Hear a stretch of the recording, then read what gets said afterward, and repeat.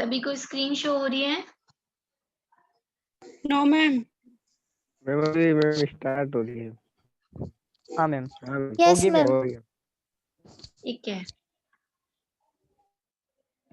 कल हम क्लासिफिकेशन पढ़ रहे थे और क्लासिफिकेशन में हमने ट्रांसफरेजेस भी पढ़ लिया था कि किस तरीके से वो फंक्शनल ग्रुप को एक जगह से दूसरी जगह ट्रांसफर करता है।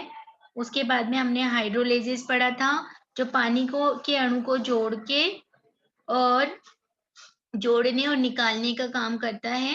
उसके बाद हमने लाइगेज एंजाइम, जो मैंने बोला था कि कहीं पे भी लाइगेज आपको दिख जाए तो लाइगेज तो जोड़ने का काम करता है और लाइसेज जो है वो तोड़ने का काम, बिना जल अपघटन किए तोड़ने का काम करता है। यानी बिना वाटर मॉलिक्यूल को उपयोग में लाए लाइसेज किसी भी अभिकारक को तोड़ सकते हैं।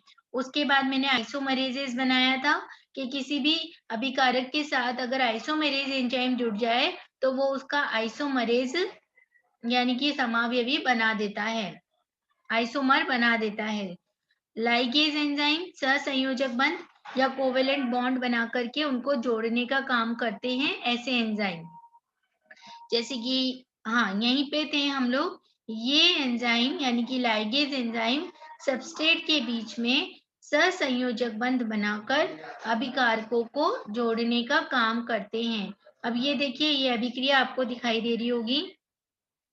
इस अभिक्रिया में दो अभिकारक हैं ए और बी, और एटीपी हमने ऊर्जा के रूप में उपयोग में लाया है। ठीक है, यानी आप ये ध्यान में रखो कि जब भी आप लाइगेज एंजाइम यूज करोगे तो एटीपी आपको ऊर्जा, आपको कोफैक्टर के रूप में काम में आएगा। हमने ऊपर पढ़ा था ना कि सब एंजाइमों के साथ कोई ना कोई सहकारक या कोफैक्टर उपयोग में लाया जाता है जो उसको एक्टिव बना देता है। तो यहाँ लाइगेज एंजाइम के साथ में एटीपी जो है कोफैक्टर के रूप में उपयोग में ला रहा है। ठीक है, तो इस एटीपी के साथ प्लस लाइगेज एंजाइम यहाँ बीच में है, ये ए और बी को जोड़ दिया। ए भी एक अपने आप में पूरा कंपोनेंट बन चुका है, एक पूरा सबस्ट्रेट, एक पूरा प्रोडक्ट बन गया है। पहले ए प्लस बी था, अब ए और बी ये आपस में जुड़ चुके हैं, है ना। और एटीपी का क्या हो गया, एडीपी बन गया और एक इनऑर्गेनिक फॉस्फेट बाहर निकल गई। एटीपी का मतलब होता है एडिनोसिन ट्राइफॉस्फेट। जिसको नहीं पता उसको मैं बता रही हूँ, एटीपी का मतलब होता है एडिनोसिन ट्राइफॉस्फेट। यानी कि इसमें कितने फॉस्फेट होते हैं खुशी, कितने फॉस्फेट होते हैं एटीपी में? 4। नहीं मैम 3 फॉस्फेट होते हैं। ट्राई बोल रहे हैं ना अपन, एडिनोसिन ट्राइफॉस्फेट। तो यहाँ 3 फॉस्फेट होते हैं, लेकिन जब एटीपी टूटता है तो ये एडीपी और पीआई यानी इनऑर्गेनिक फॉस्फेट में टूटता है। तो एडिनोसिन डाइफॉस्फेट, यहाँ पर 2 फॉस्फेट रहेगा और एक फॉस्फेट अकेला बाहर निकल गया। तो इस तरीके से तो लाइगेज एंजाइम के जो एग्जाम्पल है वो है पाइरुवेट कार्बोक्सिलेज, सिट्रेट सिंथेटेज। ये एग्जाम्पल आपको लर्न करने हैं।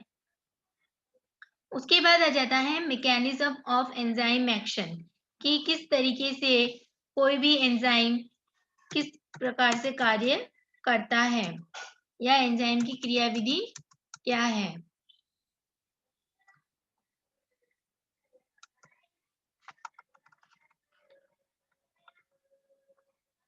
एंजाइम की क्रियाविधि, mechanism of enzyme action. Enzyme क्रियाधार सम्मिश्र, यहाँ पर हम एक कॉम्प्लेक्स का निर्माण कर रहे हैं। जब मैंने आप लोगों को लॉक-इन की थ्योरी पढ़ाया था या मतलब उसको समझाया था, तभी भी मैंने ये बताया था आपको कि वहां पर एंजाइम अपने सबस्ट्रेट के साथ मिलके एक कॉम्प्लेक्स का निर्माण करता है, उसको बोलते हैं एंजाइम सबस्ट्रेट कॉम्प्लेक्स। मैं यहाँ से सभी जितने भी बच्चे जुड़े हुए हैं उनसे फिर से एक बार पूछना चाहती हूँ, क्योंकि मेरा ये रहता है कि स्टूडेंट को अगर अपन पढ़ाए ना तो उसको आए, है ना। ऐसा नहीं कि 10 में से 10 नंबर लाने वाला बच्चा इंटेलिजेंट है, वो रट के या किसी भी तरीके से मार्क्स ला सकता है, लेकिन इंटेलिजेंट वही बच्चा होता है जो कॉन्सेप्ट को समझता है और वही कॉन्सेप्ट उसके आगे आने वाले फ्यूचर में काम आता है। तो मेरा मोटो ये है कि बच्चे को कॉन्सेप्ट समझ में आए, हम पढ़ क्या रहे हैं। अगर आपको यही नहीं मालूम कि हम पढ़ क्या रहे हैं, तो मेरा पढ़ाने का और आपका 1 घंटे यहाँ देने का कोई मतलब नहीं निकलता। तो अब मैं अपनी बात आपसे पूछना चाहती हूँ कि यहाँ पे हम बार बार 3 चीजें बोल रहे हैं, एंजाइम, सबस्ट्रेट, कॉम्प्लेक्स, क्या है ये? एक एक करके मुझे बताते जाओ, जिससे मैं पूछूंगी वही बच्चा आंसर करेगा। हाँ नीरज बताओ, सबस्ट्रेट क्या है? यहाँ पर नहीं आएगा कोई बात नहीं, मैं आपका डाउट क्लियर करूंगी, पर एटलीस्ट आपको पता चलेगा कि क्या चीज है ये। What is substrate? क्या है सबस्ट्रेट हिंदी में? अभिकारक बताओ बेटा।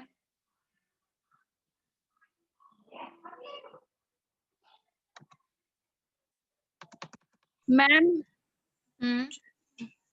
जो अभिक्रिया में भाग लेते हैं वो अभिकारक वेरी होते गुड हैं। खुशी, वेरी गुड। जो अभिक्रिया में भाग लेते हैं वो अभिकारक कहलाते हैं। अब बहुत सिंपल सा हम एग्जांपल ले लेते हैं कि आप लोग अभिकारक हो।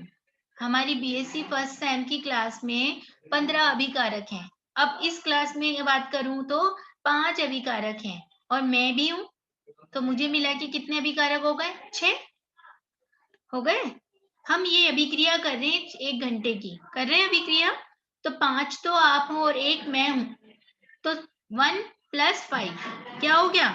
1 + 5 कितने टाइप के अभिकारक हो गए? 2 टाइप के, एक टीचर और 5 स्टूडेंट। आ गई बात समझ में? और इनका जो प्रोडक्ट, इनकी जो प्रोडक्टिविटी निकलेगी, उनका क्या होगा? Gain the knowledge. आप लोगों को क्या मिलेगा? नॉलेज मिलेगी। अभी आप विदाउट नॉलेज बैठे हुए हो, और जब पूरी अभिक्रिया हो जाएगी तो जो 5 अभिकारक हैं वो क्या एंजाइम, वो क्या नॉलेज को गेन कर लेंगे। मेरी बात समझ में आ रही है? यानी कि अभिक्रिया में भाग लेने वाले जो केमिकल्स होते हैं उनको हम क्या बोलते हैं? अभिकारक। जैसे कि सिंपल से हम एक रिएक्शन करते हैं, हम लोग चाय बनाते हैं, चाय बनाने के लिए हमें क्या क्या चाहिए? वाटर। रसोई में होने वाले सारे काम अभिक्रियाएं हैं, रिएक्शंस हैं, ठीक है। वाटर के साथ हम क्या लेते हैं? मिल्क प्लस टी, है ना। तो इस रिएक्शन में कितने अभिकारक हो गए नीरज?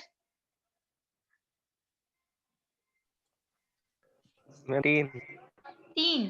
और इसका प्रोडक्ट बनाएंगे तो क्या बनेगा?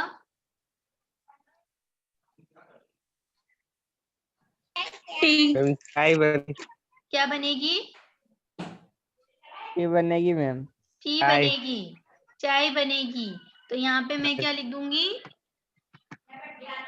बहुत मैं आपको बिल्कुल उसमें लेके समझा रही हूँ कि आपको समझ में आ जाए ये चीज।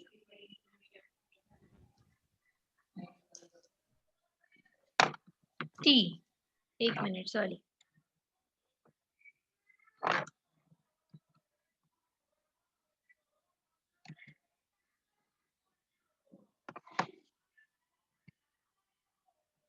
यहाँ पर मैंने गलत, ये टी चाय पत्ती है, ठीक है। हाँ। और ये इसको हमको ये यहाँ पर इसको हटाना ही पड़ेगा, ये प्रॉब्लम क्रिएट करा है। मैं इक्वल्स टू का साइन लगा देती हूँ। वर्ड में चीजों को लिखना बहुत, तो यहाँ पे आपका बन जाएगा टी। तो आपके जो अभिकारक हैं या सबस्ट्रेट हैं वो कौन है? वाटर, मिल्क और टी। और जो आपका प्रोडक्ट बना है वो क्या बना है? टी बना है। अच्छा, अब इसमें जो कैटलिस्ट है, जो उत्प्रेरक का काम कौन करेगा? यहाँ पर कैटलिस्ट कौन बनेगा इस रिएक्शन में? हाँ बताओ ma'am heat. Heat, very good, heat. यहाँ पर कैटलिस्ट कौन है हमारा, या उत्प्रेरक कौन है? हीट या आग, फायर, जिसपे हम दे रहे हैं। तो हीट की उपस्थिति में ये तीनों ने मिलकर के, ये तीनों क्या थे? अभिकारक थे। और इन तीनों ने मिलके थोड़ा सा टाइम पीरियड लेके चाय बनाई, टी बनाई। तो जो हमारा टी क्या है, प्रोडक्ट है, और ये तीनों क्या है, अभिकारक हैं। शुगर भी हो सकते हैं, यहाँ पे मैं एक चीज भूल गई, शुगर, शक्कर बिना चाय कैसे बनेगी, और इसके अलावा और भी आप कुछ जोड़ सकते हो, ठीक है, जो भी आपको डालना है। So these are the substrates, और इनसे मिलकर के टी बन रही जो हमारा प्रोडक्ट है, और यहाँ उत्प्रेरक का काम कौन कर रहा है, हीट कर रहा है। सबको क्लियर हो गई ये बात? अब मैं बार बार अब नहीं हाँ, समझाऊंगी कि एंजाइम क्या है, सबस्ट्रेट क्या है, प्रोडक्ट क्या है। अब ये हम लोग अच्छे से इसको क्लियर कर चुके हैं। तो हमारा जो टॉपिक है वो है एंजाइम सबस्ट्रेट कॉम्प्लेक्स का निर्माण। एंजाइम क्रियाधार के साथ, क्रियाधार या मैं यहाँ पे बोलूं सबस्ट्रेट के साथ जुड़कर एंजाइम क्रियाधार सम्मिश्र का निर्माण करते हैं। यह ईएस कॉम्प्लेक्स से बनता है। इसके लिए निम्न दो अवधारणाएं दी गई हैं, ठीक है। अब हम इसको पढ़ेंगे कि ये ईएस कॉम्प्लेक्स कैसे बनता है, ई एंजाइम से और एस सबस्ट्रेट। सबस्ट्रेट। इसके लिए दो अवधारणाएं दी गई हैं। पहली है दो अवधारणाएं, अवधारणा का मतलब कॉन्सेप्ट, दो कॉन्सेप्ट दिए गए हैं। फर्स्ट कॉन्सेप्ट है हमारे पास में लॉक एंड की थ्योरी या लॉक एंड की कॉन्सेप्ट। ये हमने पहले भी डिस्कस किया है, और इस अवधारणा को किसने दिया था, एमिल फिशर ने। इसको ध्यान रखने वाली बात है, मैंने कल भी बोला था, जहां जहां मैं हाईलाइट करती हूँ उसका मतलब है कि ये इंपॉर्टेंट है। एमिल फिशर द्वारा दी गई। इसके अनुसार सबस्ट्रेट और एंजाइम दोनों अणु एक विशेष ज्यामितीय संरचना ताला व चाबी के समान होती है। मतलब कि जिस प्रकार से किसी ताले की एक विशिष्ट चाबी होती है और वो उसी चाबी से लगाने पर खुलता है या एक्टिव होता है, उसी प्रकार किसी भी सबस्ट्रेट या अभिकारक पे एक पर्टिकुलर या स्पेसिफिक एंजाइम जुड़ता है और वो उसको फिर वो एक्टिव फॉर्म में आ जाता है, और उस एक्टिव साइट पे जुड़ने पे ही एंजाइम एक्टिव फॉर्म में आता है और अभिक्रिया को आगे बढ़ाता है। तो हमें ये बोलते हैं, प्रत्येक ताले की विशिष्ट चाबी होती है, वैसे ही प्रत्येक एंजाइम के सक्रिय स्थल से क्रियाधार जुड़कर ईएस कॉम्प्लेक्स बनाते हैं। इन सक्रिय स्थल विशेष क्रियात्मक समूह अमाइनो कार्बोक्सिलिक एसिड होते हैं, यानी कि इन पर्टिकुलर एक्टिव साइट्स पर कोई विशेष फंक्शनल ग्रुप जुड़ा हुआ होता है, जिससे जाकर के एंजाइम अपना बॉन्ड बना लेता है। विशेष सक्रिय स्थल का मतलब ये है कि उस सक्रिय स्थल पे कोई ना कोई फंक्शनल ग्रुप जुड़ा हुआ है, और उस फंक्शनल ग्रुप से जुड़ करके एंजाइम क्या हो जाते हैं, एक्टिव हो जाते हैं। ये बात समझ में आई आप लोगों को? Yes ma'am. है ना? अब मैं यहाँ ड्रॉ नहीं कर सकती, मैं ड्रॉ करना चाहती हूँ, जैसे कि उसमें बताएंगे आपको, पीपीटी में खोल के बताएंगे। अभी यहाँ पर बात समझ में आ गई आप लोगों को कि फिशर ने क्या बोला कि ताले की जैसी एक चाबी होती है, वैसे ही पर्टिकुलर एंजाइम के साथ पर्टिकुलर अभिकारक होता है ना? तो ये वाली थ्योरी। दूसरा दिया हमें थ्योरी दी प्रेरित समायोजित अवधारणा।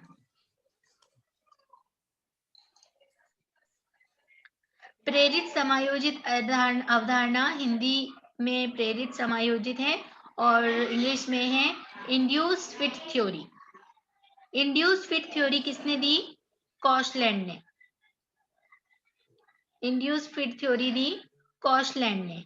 इसके अनुसार, यानी इस थ्योरी या इस कॉन्सेप्ट के अनुसार, एंजाइम का सक्रिय स्थल प्रारंभ में सबस्ट्रेट से जुड़ने के लिए इसका कॉम्प्लीमेंट्री नहीं होता है, बल्कि जब एंजाइम सबस्ट्रेट के संपर्क में आता है तो यह एंजाइम से जुड़ने में प्रेरित करता है जिससे सक्रिय स्थल चेंज होकर संपूरक आकार ग्रहण करता है। इसके बाद एंजाइम के सक्रिय स्थल से क्रियाधार जुड़कर ES कॉम्प्लेक्स बनाते हैं।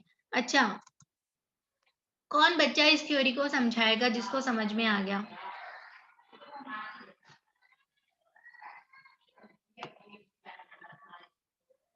बताओ बेटा, कोई भी एक बच्चा इसको अंडरस्टैंड करवा सकता है, बहुत सिंपल है।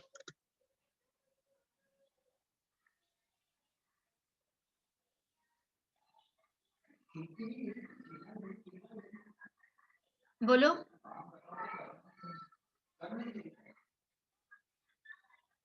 बोलो बेटा। इंड्यूस्ड फिश थ्योरी क्या समझाना चाह रही है हमको?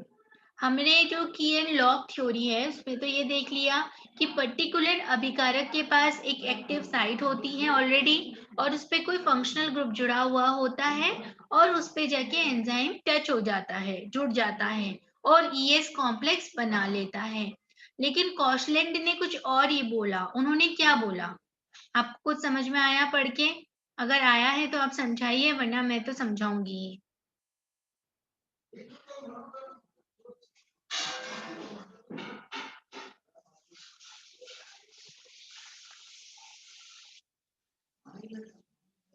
बताइए।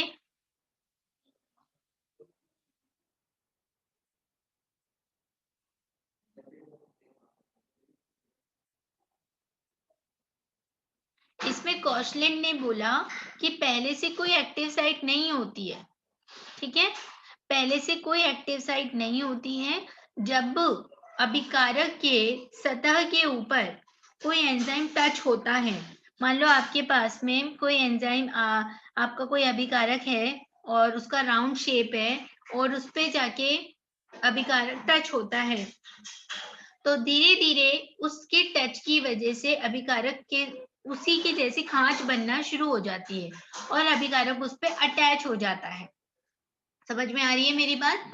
कि अपन ये किसका एग्जांपल लें कि जैसे कि आप ये देखो कि कोई आपका कोई क्ले का आपका कोई गोला है, मतलब क्ले सॉइल होती है ना, उसको आपने बिल्कुल बॉल बनाई हुई है, क्ले की बॉल बनाई हुई है।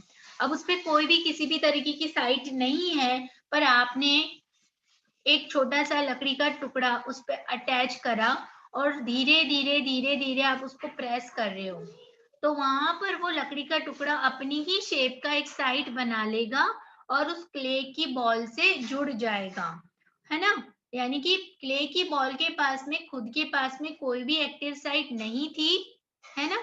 लेकिन जब एंजाइम उस पे जुड़ा, यानी वो लकड़ी का टुकड़ा उस पे जुड़ा, तो उसने अपनी जगह खुद बनाई जुड़ने के बाद में, और इस तरीके से वो दोनों ने ES कॉम्प्लेक्स बना लिया। अंडरस्टूड हो रही है मेरी बात? क्या बोलना चाह रही हूँ मैं रितिका? Yes, ma'am.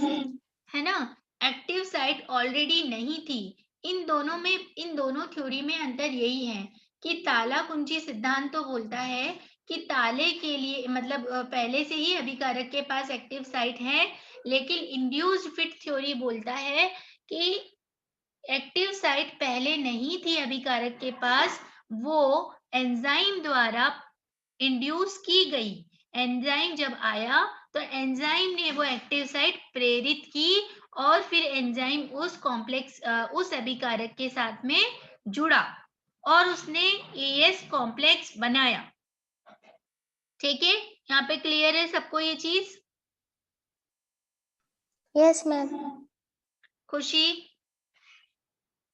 जी मैम। ओके, तो दो थ्योरी दी है हमें ES कॉम्प्लेक्स बनाने के लिए, लॉक एंड की एंड इंड्यूस फिट। और किस किसने दी है ये भी हमें याद हो गया है, एमिल फिशर ने की एंड लॉक, और इंड्यूस फिट थ्योरी कॉशलैंड ने दी है। ठीक है, देन आता है सक्रियण ऊर्जा में कमी। ये लास्ट हमारा इसका टॉपिक है एंजाइम का। ये हम पहले भी इसको डिस्कस कर चुके हैं कि सक्रियण ऊर्जा क्या होती है। व्हाट इज सक्रियण ऊर्जा या एक्टिवेशन एनर्जी क्या होती है? हरिओम बताओ भाई।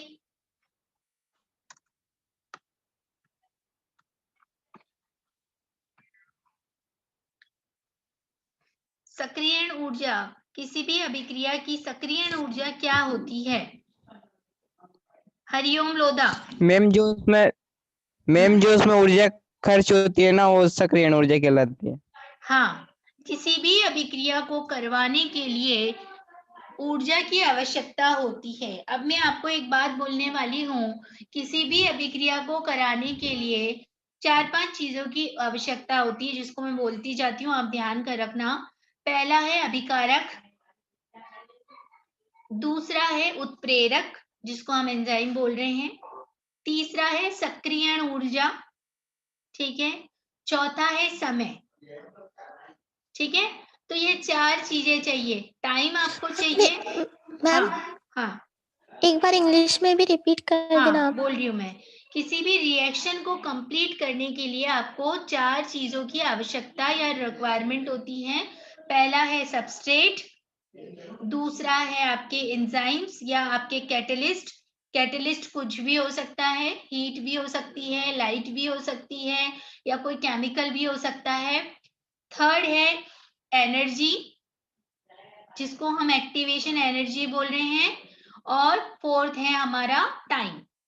तो 4 चीजें होंगी और इन 4 चीजों के कॉम्बिनेशन से हमें लास्ट में क्या मिलता है? प्रोडक्ट मिलता है। और क्या मिलेगा प्रोडक्ट के साथ में? खुशी, कोई भी बच्चा बता सकता है? जब हमारी रिएक्शन कंप्लीट हो जाएगी तो हमें प्रोडक्ट मिलेगा, और प्रोडक्ट के साथ और क्या मिलेगा?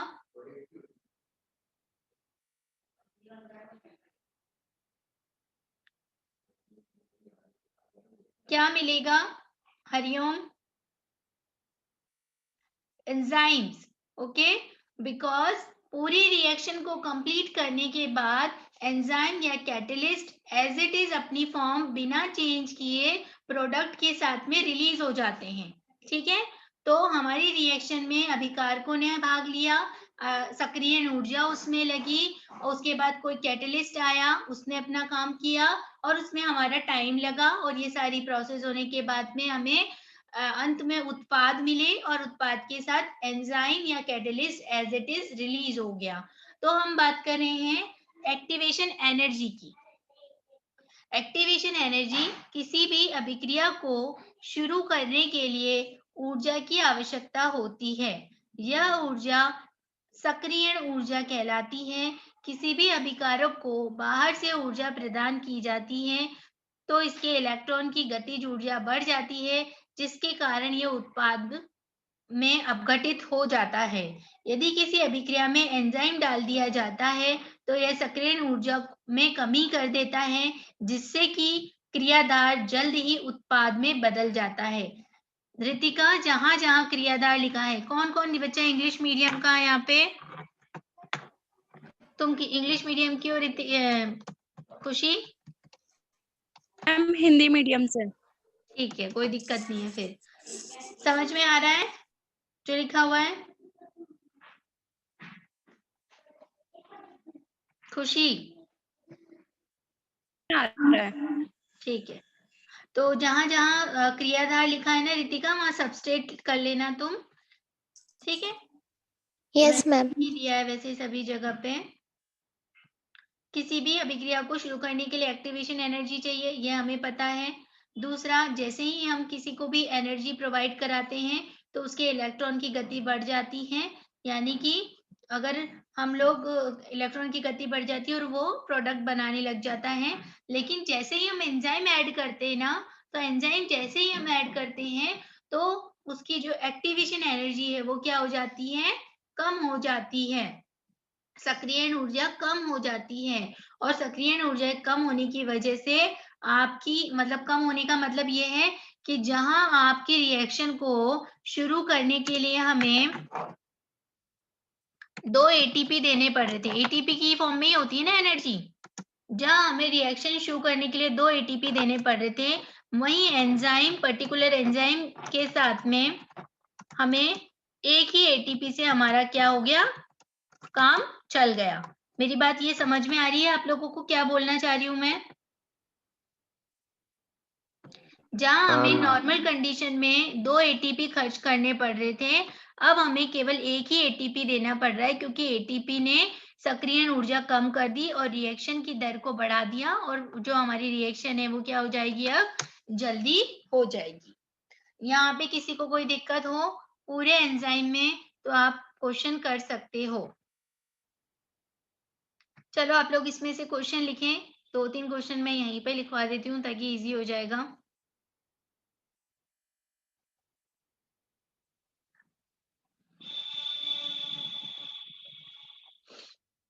लिखिए आप लोग क्वेश्चन।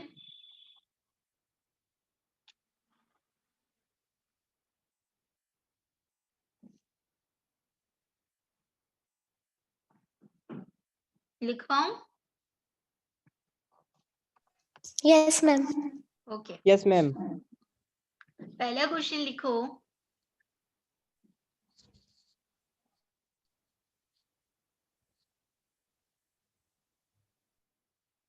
सभी एंजाइम होते हैं, सभी एंजाइम होते हैं। ऑप्शन लिखो, प्रोटीन, ए ऑप्शन लिखो प्रोटीन,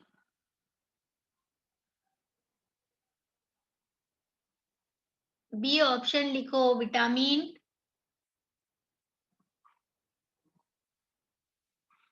सी ऑप्शन लिखो लिपिड,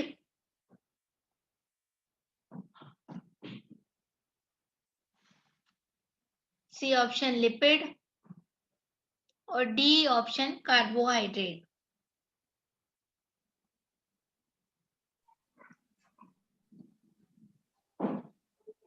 सेकंड लिखो, होलो एंजाइम को परिभाषित कीजिए। Describe the holo enzyme, holo enzyme को परिभाषित कीजिए।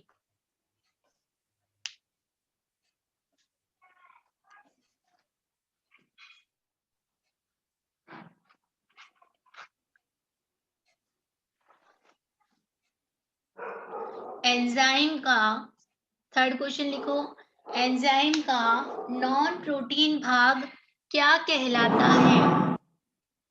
एंजाइम का नॉन प्रोटीन भाग क्या कहलाता है?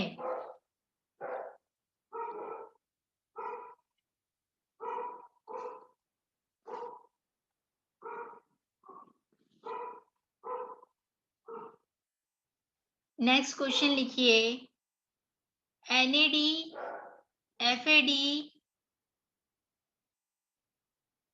NAD, FAD किस प्रकार के कोफैक्टर हैं? NAD, FAD किस प्रकार के कोफैक्टर हैं या सहकारक हैं?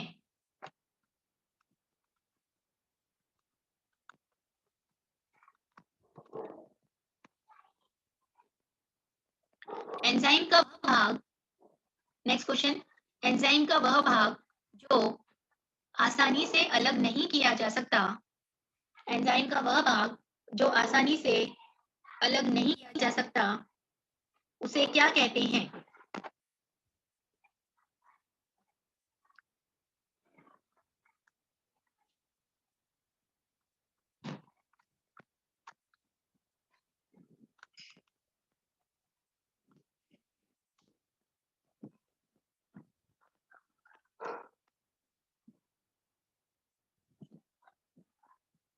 एब एंजाइम को परिभाषित कीजिए या define the above enzyme. Ma'am क्या? एब एंजाइम, ABZYME, एब एंजाइम को परिभाषित कीजिए। मैम आपकी आवाज नहीं आ रही। मैम आवाज साफ नहीं आ रही है। स्क्रीन तो दिख रही है आपको? हाँ मैम। Yes, ma'am.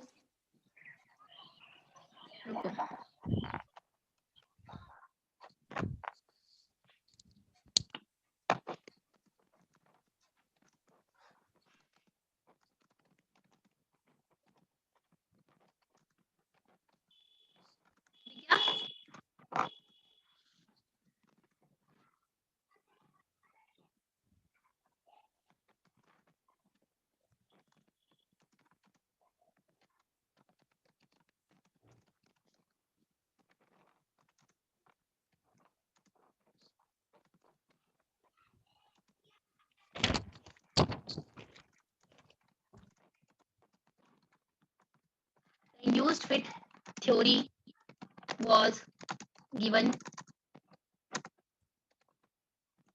by. ठीक है, आपको कोई क्वेश्चन? हाँ ma'am. Yes, ma'am. The enzyme reduce the activation energy. ठीक है, write down the examples of ligases and isomerases. इस टाइप के क्वेश्चन आएंगे आपके, है ना? तो इन क्वेश्चंस को आप लिख लो।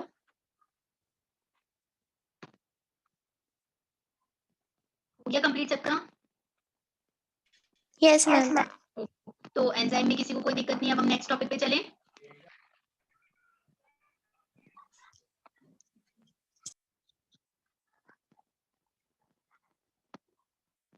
अब हमारा नेक्स्ट टॉपिक है न्यूक्लिक एसिड्स। अच्छा, मैंने कल गूगल क्लासरूम पे कुछ वीडियोस डाले थे, आप लोगों ने देखे? मैम उसमें आ रहा है प्राइवेट वीडियोस में दिख नहीं रहा। आप लोगों को शो नहीं हो रहा? अच्छा, मैं उसको कर दूंगी, सही कर दूंगी, तो आप लोगों को दिख जाएगा। ठीक है, उसको चैनल पे सब्सक्राइब कर लेना और उसको देख भी लेना। आप की अपनी रिकॉर्डेड वीडियो ही है आपकी क्लास के, वो जैसे कि क्लास चल रही है ना, ये रिकॉर्ड हो रही है। मैम आवाज साफ नहीं आ रही है। 2 मिनट में, 1 मिनट रुको।